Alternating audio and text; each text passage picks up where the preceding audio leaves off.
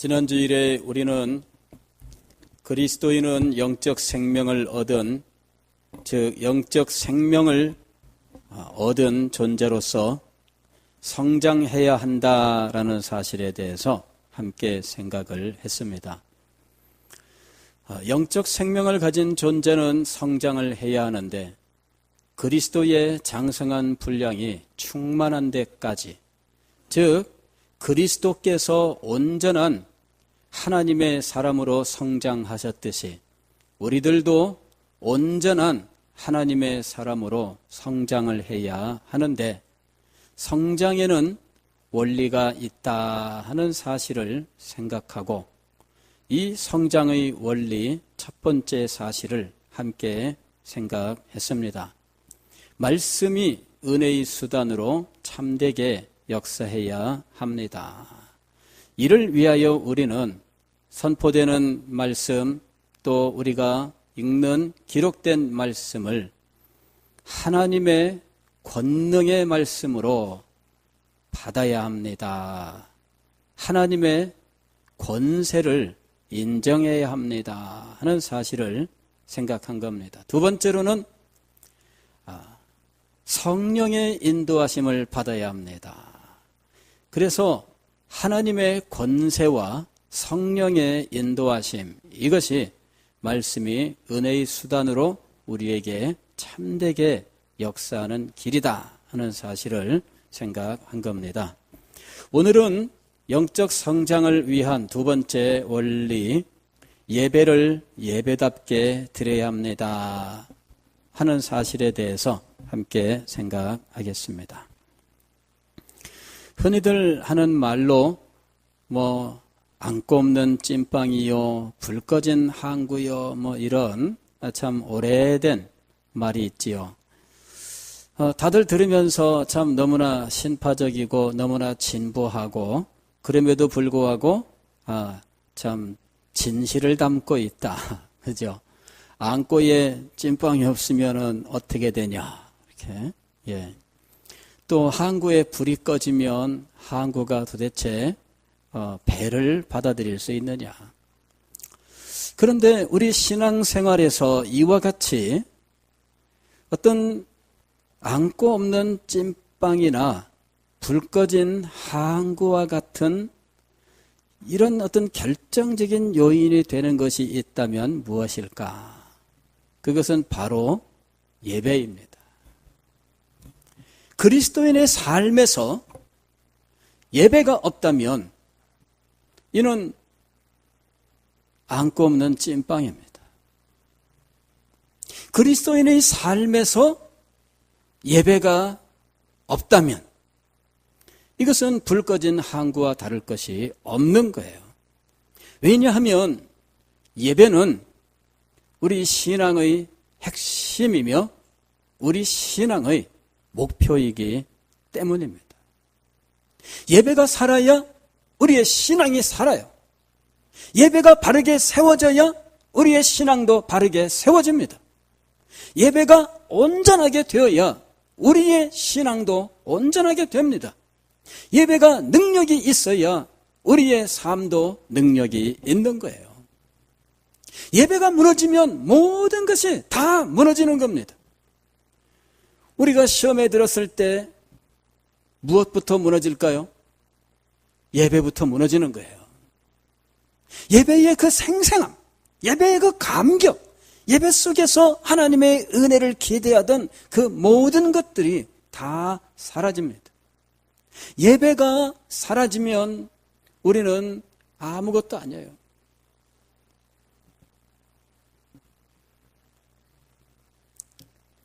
오늘 우리가 읽은 성경 말씀은 예배에 대해 가르치는 결정적인 말씀인데 이 말씀을 보면 예배를 통하여 새로운 구원에 이른 한 여인의 이야기가 등장합니다. 이 여인이 예배에 대하여 새롭게 각성을 하고 예배에 대하여 이 여인이 새로운 발견을 하고 예배를 새롭게 하는 일이 없었다면 이 여인은 이전에 자기의 살아가던 그 삶의 모습을 그대로 살아갈 수밖에 없었을 겁니다. 예수님께서 이 여인에게 말씀하셨던 것처럼 네가 남편이 5이 있었는데 지금 살고 있는 사람도 내 남편은 아니다. 자, 이러한 삶을 이 여인이 계속 살아갈 수밖에 없었을 거예요. 이 여인의 삶에는 아무런 소망이 없었을 겁니다. 이 여인에게는 변화가 일어나지 않았습니다. 이 여인에게는 하나님의 은혜가 없습니다. 이 여인에게는 인생의 참된 기쁨과 소망도 없습니다. 그러나 예수님을 만나고 예수님과 말씀 중에 이 여인에게 예배의 각성이 있었어요. 그러면서 여인은 변화된 겁니다. 오늘 우리들이 우리의 삶의 변화를 원한다면, 우리의 생명이 새롭게 되기를 원한다면, 우리가 진정으로 하나님의 은혜를 받기를 원한다면, 그리고 능력 있는 삶을 살기를 원한다면 예배에 대한 새로운 각성이 있어야 하는 것입니다.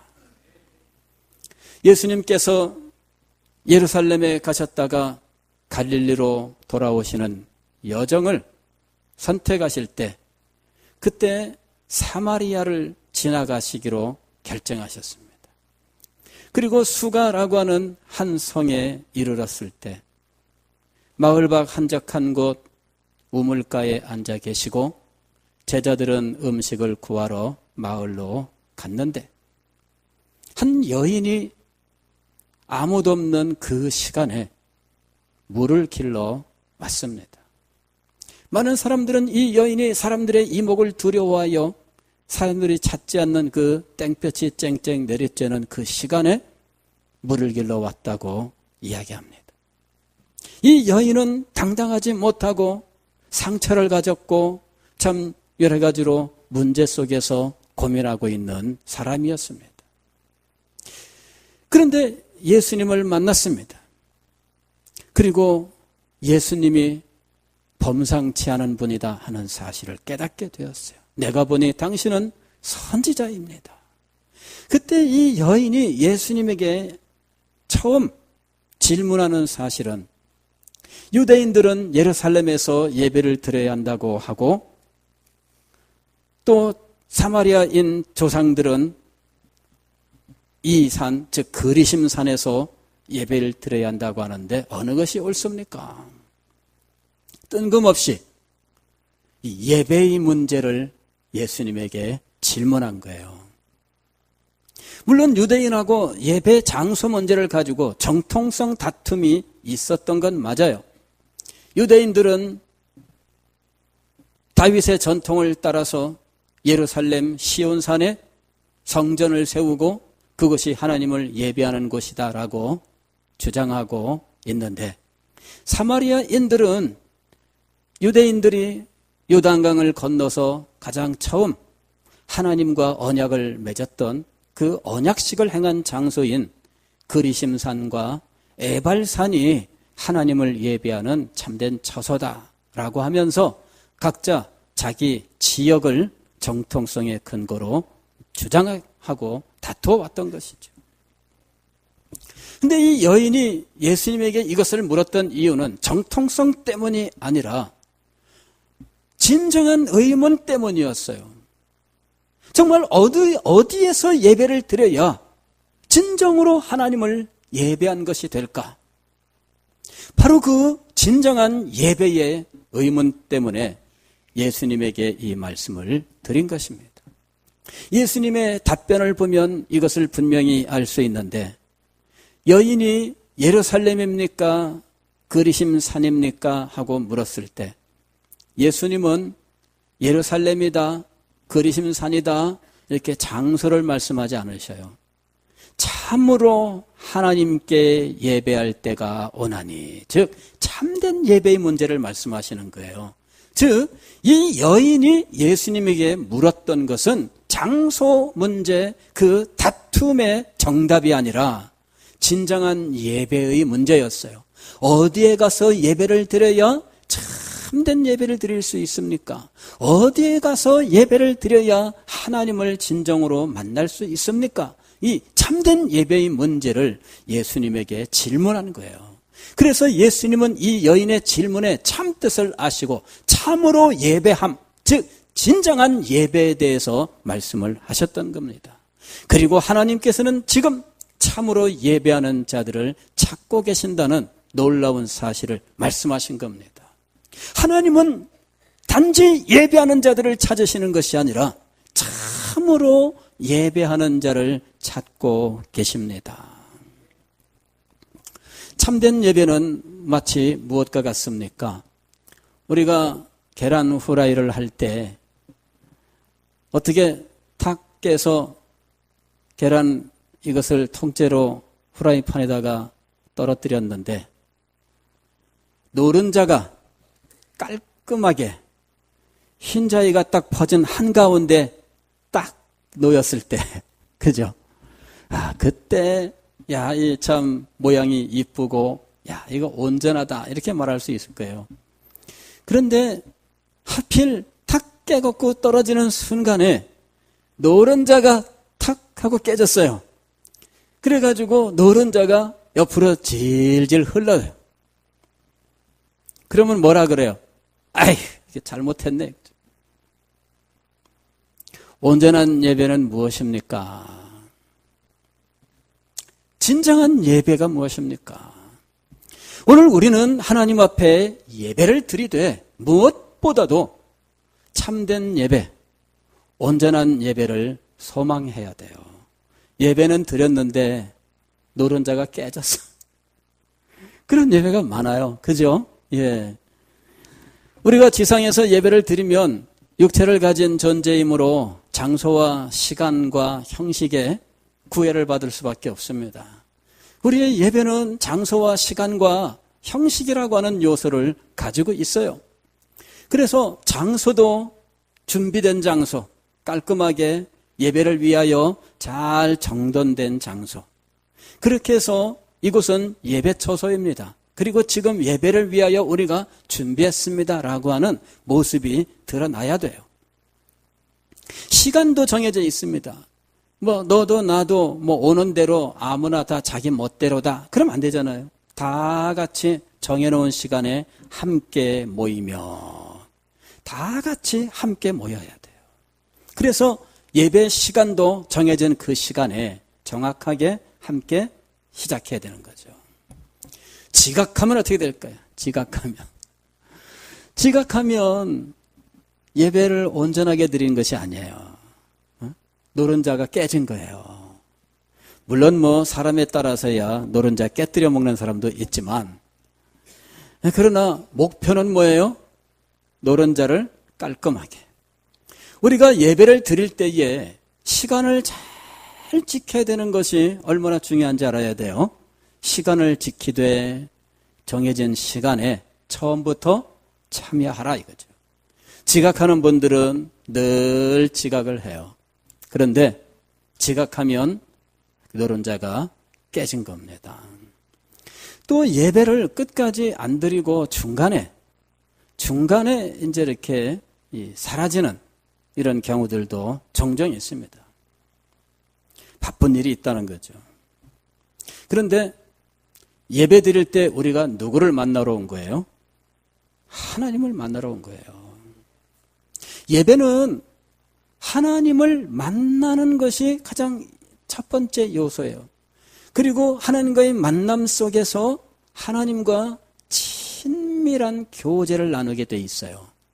하나님은 우리를 향하여 말씀을 하시고 우리는 하나님의 영광에 합당한 마음의 자세와 행동으로서 하나님께 우리의 마음과 사랑을 보여드리고 하나님의 말씀에 집중함으로 우리는 하나님에게 우리가 지금 정성을 다하고 있다는 사실을 증명하고 그리고 그 말씀 속에서 우리에게 베푸시는 은혜들을 받아야 돼요. 그리고 끝날 때에는 끝나는 분명한 형식이 있는 거예요. 이제까지 잘 지내놓고 어떤 사람은 인사도 안 하고 악수도 안 하고 어느 시간 보니까 없어졌어. 그러면은 이게 정상적인 것이 아니죠. 갈 때는 갑니다. 정상적으로 인사하고 그리고는 참 좋은 시간이었습니다. 이런 어떤 간단한 인사라도 해야 인간적인 도리가 되는 거잖아요. 하나님께 예배할 때 그런 게 있다 그 얘기예요. 온전하게 해야 됩니다. 순서도 역시 우리가 모든 순서에 마음을 다하여 참여해야 됩니다. 처음 송령부터 마지막 축도 후 송령까지 우리는 모든 순서 하나하나가 하나님께 예배하는 참된 요소라고 하는 사실을 기억하고 그 순서 하나하나에 진정한 마음을 드릴 수 있어야 된다는 것이죠. 하나님 앞에 예배할 때에는 이런 외적인 어떤 물리적인 요소들이 분명히 있어요. 그러나 예수님께서 지금 말씀하신 이 참된 요소는 우리가 간과하기 쉬운 것, 아니 우리가 이 외적인 요소에 집중하고 이 요소를 가지고 싸우다 보면은 그만 상실해 버리는 이 중요한 문제를 지금 말씀하고 계시는 거예요. 예배에 있어서 결정적으로 중요한 것, 바로 이것이 있어야만 된다라고 하는 것이죠. 그것이 24절 말씀에서 한마디로 이렇게 요약되어 있어요.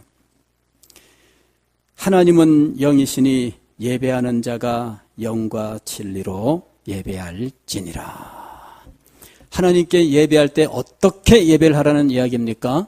영과 진리로. 과거에 우리가 사용하던 개역 성경에는 신령과 진정으로라고 번역을 했었어요. 신령과 진정으로 예배할지니라 하고 말씀하니까 이 예배할 때 이것이 우리의 어떤 진실된 마음, 또 우리가 어떤 신령한 어떤 느낌, 이런 것을 가지고 예배하라 하는 것으로 잘못 생각할 수가 있었습니다. 사실 여기 영과 진리라고 번역한 이 말은 문맥 속에서 그 의미가 결정될 수밖에 없는데, 오늘 영과 진리로 예배해야 된다라고 번역한 이유는 하나님이 영이시다라고 하는 이 사실에 있어요. 그래서 예수님께서 하나님은 영이시니 이렇게 말씀하신 거예요. 하나님은 영이시니 어떻게 예배해야 된다? 영과 진리로 예배해야 된다. 하나님은 영이시기 때문에 장소에 제한받는 분이 아닙니다. 하나님은 영이시기 때문에 시간에 구애받는 분이 아닙니다. 하나님은 영이시기 때문에 순서에 영향을 받는 분이 아닙니다. 우리는 순서라고 하는 것 1, 2, 3, 4 차례대로 경험하게 돼 있어요. 우리는 시간의 순서에 따라서 예배의 순서들을 경험하고 있어요. 그러나 하나님은 그렇지 않습니다. 하나님은 우리가 1시간 예배드리는 그 전체의 시간을 한순간으로 다 받고 계셔요. 하나님은 시간 속에서도 편재하시는 분입니다. 공간 속에서도 편재하시고 시간 속에서도 편재하시고 어디나 계시는 분이십니다. 그래서 시간이나 장소나 순서가 하나님에게는 아무런 문제가 되지 않습니다. 그렇다면 우리도 하나님을 따라서 아무렇게나 예배드리면 될까요? 그렇지 않습니다. 예, 하나님은 영이시고 시간, 장소, 순서에 구애받지 않으시는 분이니까 우리는 예배도 순서를 그냥 아무 때나 순서가 있는 게 아니라 이렇게 했다 저렇게 했다 마음대로 해도 되느냐? 그게 아닙니다. 하나님은 영이시니 이 말이 모든 걸 결정하는 거예요. 하나님은 영이시기 때문에 장소적으로는 어디에나 계시는 분이십니다. 그런데 왜 우리가 특정 장소에 모일까요? 하나님은 영이시기 때문에 시간에 구애받지 않으시는 분이신데 왜 우리는 같은 시간, 같은 장소에 모여서 정해놓은 순서를 따라서 예배를 드리고 있을까요?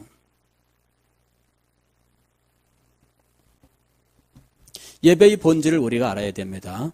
예배는 하나님과의 만남인데 하나님과의 만남이라고 하는 것은 그냥 어디서나 하나님이 계시기 때문에 어디서나 하나님을 만나는 거 아닙니다. 하나님이 당신을 우리에게 나타내시기를 기뻐하시는 시간과 장소에서 우리는 하나님을 만나게 되어 있어요. 그게 예배의 본질이에요. 하나님께서 우리를 만나기를 기뻐하시는 장소에서, 하나님께서 우리를 만나기를 기뻐하시는 시간에 하나님을 만나는 거예요. 그렇지 않으면 그냥 우리에게 모든 것이 달려있는 거죠. 예배는 우리에게 달려있는 것이 아니라 하나님에게 달려있는 것입니다. 우리가 장소 여기 정해놓고 하나님 이쪽으로 오세요, 하나님 여기입니다 불러가지고 여기서 하나님 만나는 거 아니고요. 우리가 시간 정해놓고 하나님 광고입니다, 9시에요 11시에요 하나님 앞에 이렇게 광고를 드려가지고 하나님의 이곳에 그 시간 기억하고서는 어이구야 이거 설레신교회 예배 시간이네 그리고 불이 나게 오시는 것이 아니에요. 하나님께서 부르신 겁니다. 하나님께서 그곳에 임하시는 거예요. 하나님은 영이시니 어디나 계시니까 어디서나 예배한다. 우리는 이렇게 생각할 수 있어요. 어디든지 예배 장소가 될 수 있는 건 맞아요.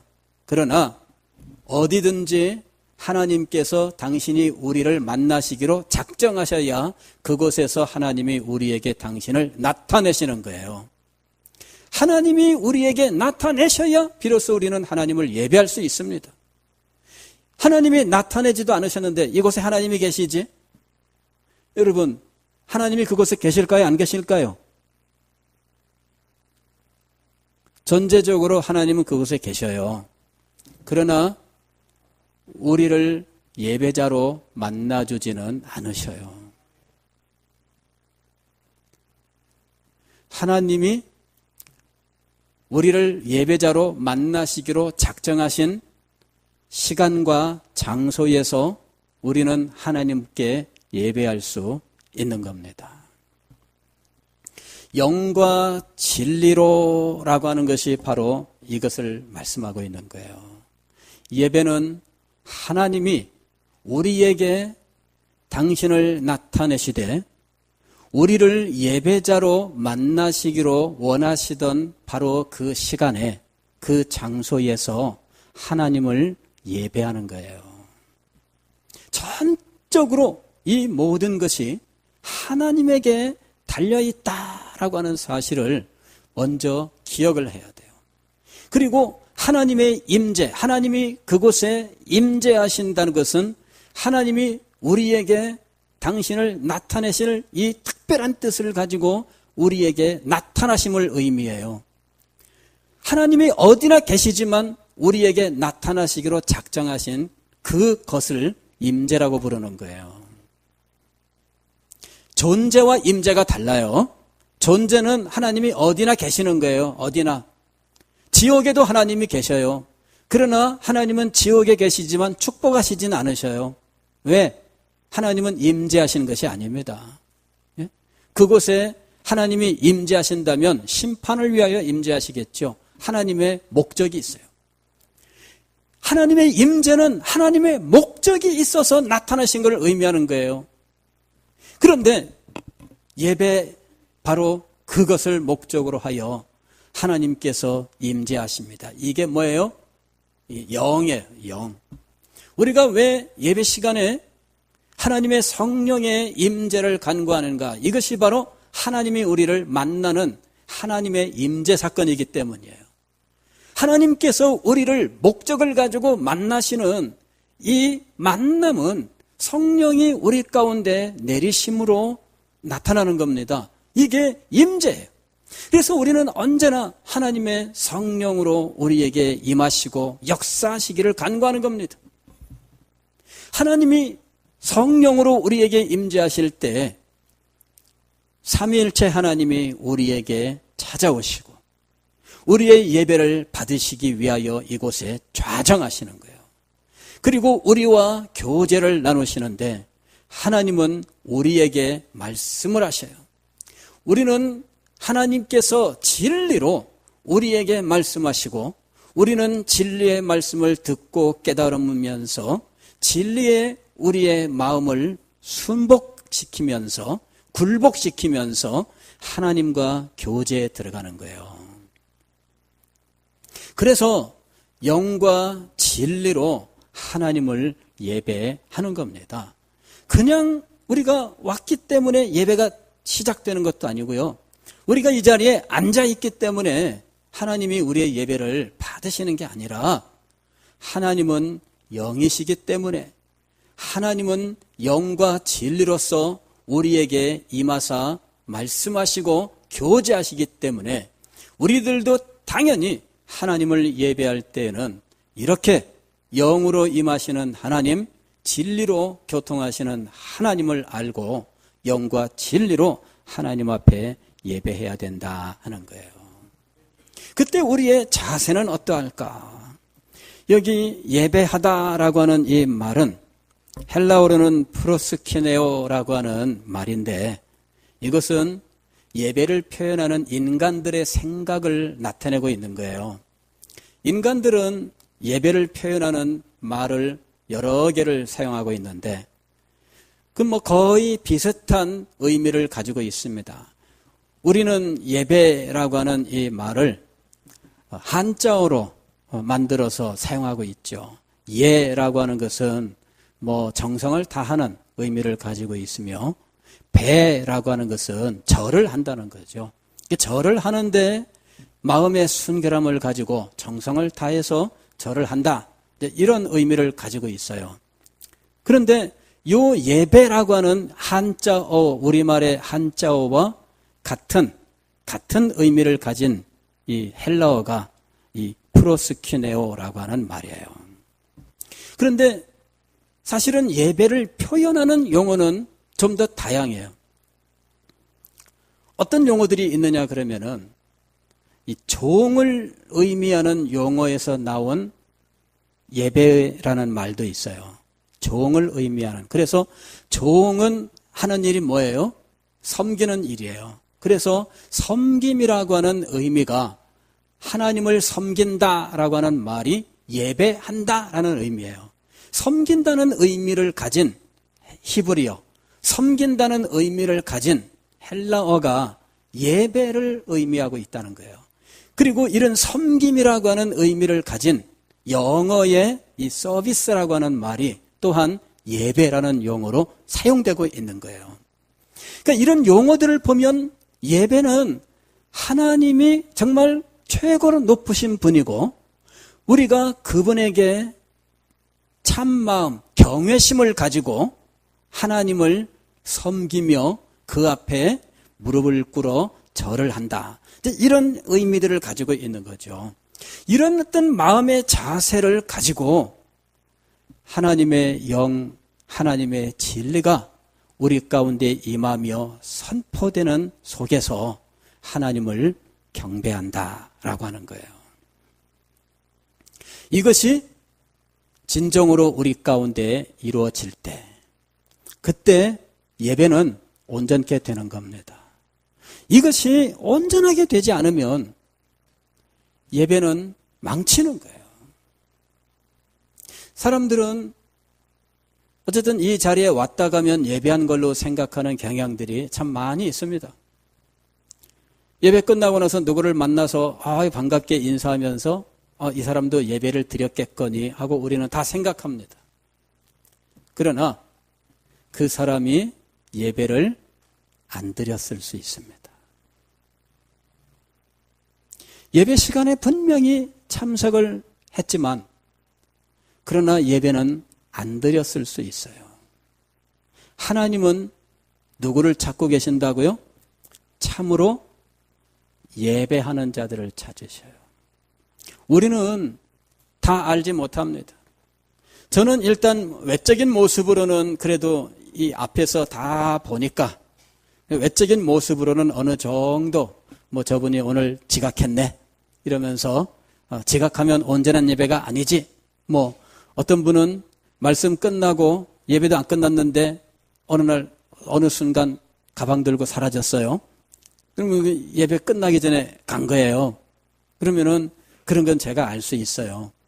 그러나 영과 진리로 우리에게 임하사 역사하신 하나님을 영과 진리로 만났느냐 하는 문제는 제가 이곳에서 판단할 수 없습니다. 이 문제는 누가 알아야 돼요? 여러분들이 자기 자신을 판단해야 돼요.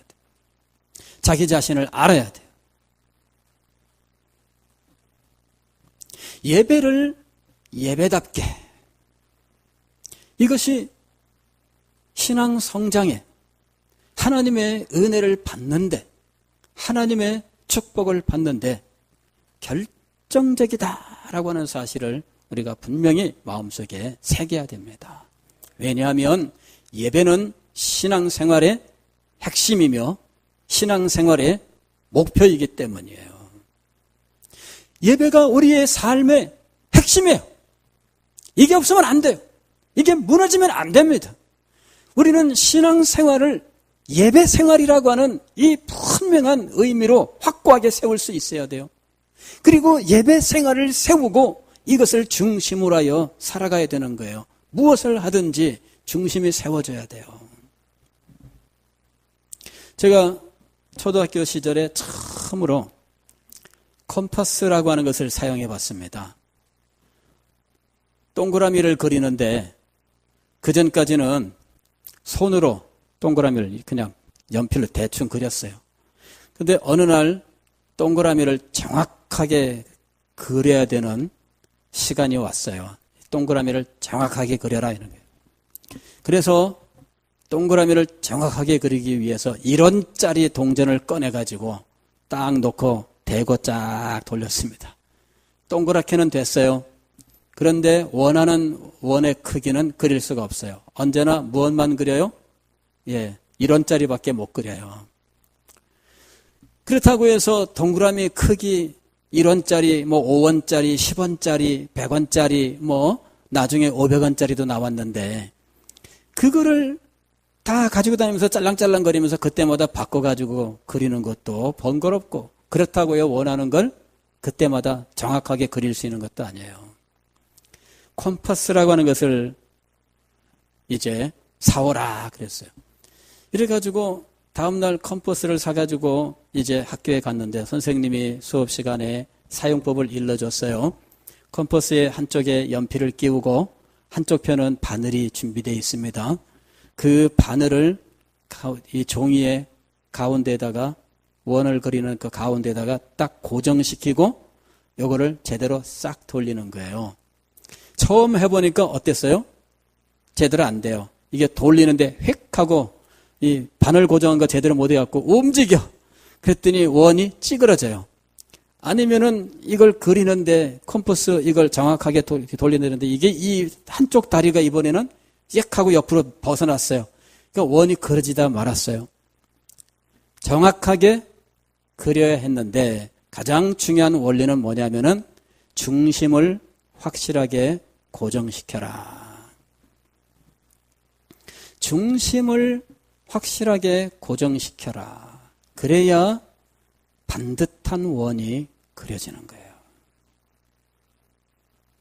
신앙생활에서 중심을 고정시켜야 되는데 이 중심이 뭐예요? 예배. 온전한 예배. 온전한 예배가 중심이에요. 이 온전한 예배를 목표로 우리는 중심을 정확하게 찍어놓고 중심이 흔들리지 않게 해야 돼요. 교회 가려고 하는데 손님이 찾아왔어요. 손님 때문에 예배를 빠져도 될까요? 안 될까요? 대답 잘 못하셔요. 중심이 어떻게 된다고요? 움직이면 안 돼요. 중심이 움직이면 안 돼요. 그러니까 이 중심이 확고해야 돼요. 일이 있어 언제나 수시로 빠지고 이러는 모양을 가지면 안 돼요. 그러면 이 바늘을 제대로 꽂아놓고 정확하게 고정시켜서 원을 그릴 수 없게 되는 겁니다. 예? 수시로 움직여.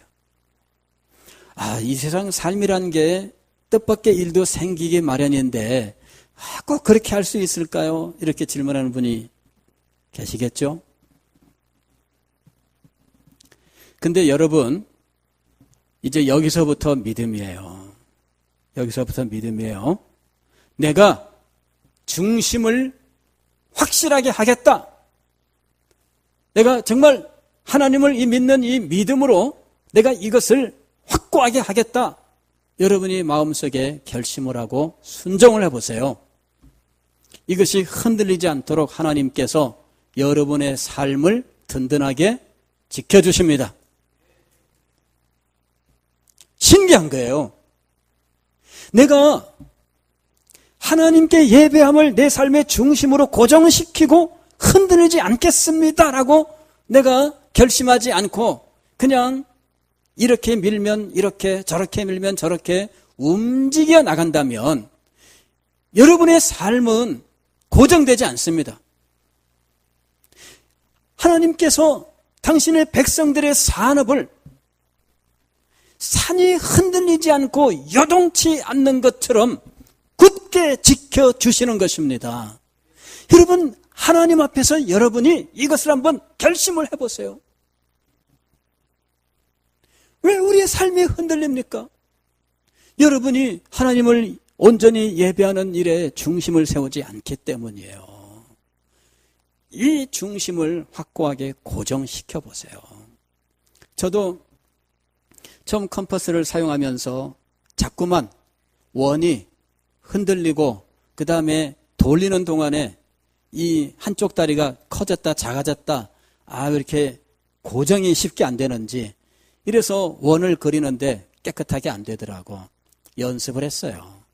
연습을 몇 번 하니까 요령을 터득하게 되고 이렇게 해야 되는구나.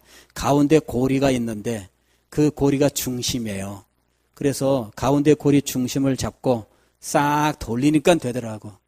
가운데 중심을 잡고 안 돌리고 자꾸만 옆에 다리를 붙잡고 늘렸다 좁혔다 이렇게 하니까 안 되더라고. 이걸 내 사정, 내 어떤 마음의 상태 이런저런 거에 따라서 수시로 변경을 시키면 안 되는 거예요. 언제든지 중심입니다. 바늘을 고정시키는 것도 중심을 잡아야 되고요. 원을 돌리는 것도 컴퍼스 자루 그것이 중심이에요. 그걸 따라서 그걸 잡고 그것만 돌리면 돼. 그걸 돌리려고 하지 않고 밑에 다리를 붙잡고 계속 움직여 되니 다리가 넓어졌다 좁아졌다 이러면서 원이 제대로 안 되는 거였어요. 어느 경우에든 가장 중요한 원리는 중심을 지켜라 하는 것이었어요. 우리의 신앙생활에서 이 중심을 확고하게 해야 됩니다. 하나님은 지금도 이렇게 중심을 잡고 참되게 예배하는 자를 찾으십니다. 왜 하나님은 이런 사람을 찾고 계실까요? 하나님이 인간을 창조하신 목적이 이런 사람들을 통해 이런 사람들과 친밀한 교제를 나누는 것이었기 때문이에요. 하나님이 인간을 하나님의 형상대로 만드신 이유가 있습니다. 하나님은 하나님의 형상대로 만든 인간과 친밀한 교제를 나누기를 원하셨어요. 하나님은 하나님의 형상을 가진 인간이 하나님을 만나며 교제를 하는 이 예배자가 되기를 원하셨던 거예요. 그리고 이 타락한 인생들을 구원하신 목적이 무엇입니까? 구원의 목적 또한 하나님의 형상을 회복하고 하나님과 친밀한 교제의 삶, 즉 예배자가 되게 하기 위해서였습니다.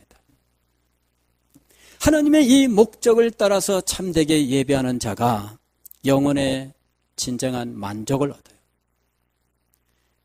그 영혼에 참 기쁨이 있어요.